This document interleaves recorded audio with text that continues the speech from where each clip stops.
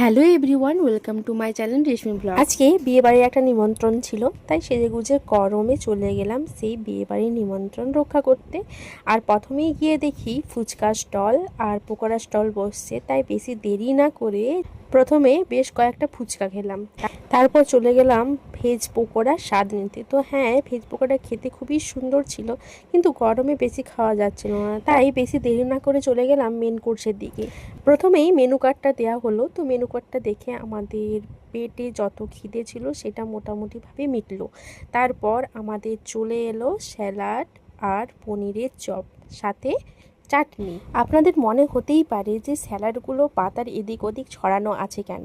আসল কারণটা হচ্ছে, আমি যেখানে বসছিলাম সেখানে একটা বড় রকমের স্ট্যান্ড ফ্যান ছিল, আর সেই স্ট্যান্ড ফ্যানে আমার প্লেটটা উড়ে যাচ্ছে। তাই যাতে প্লেটটা উড়ে না যায় এই জন্য এই ব্যবস্থা।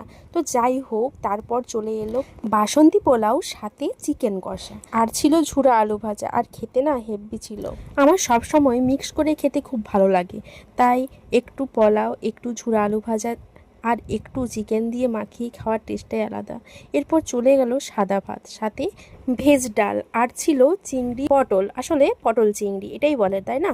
আর বিয়েবাড়িতে কোনো কিছু ভালো হোক আর না হোক, সবজিটা পারফেক্ট হবেই। হ্যাঁ হ্যাঁ, এই পটল চিংড়ির কথাই বলছিলাম। এই পটল চিংড়িটা খেতে খুবই সুন্দর হয়েছে।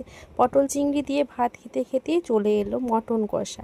এই মটন কষাটা দেখতে যেমন সুস্বাদু ছিল, তেমন খেতেও কিন্তু খুবই সুস্বাদু ছিল। আর সেদ্ধ তো পারফেক্ট হয়েছিল।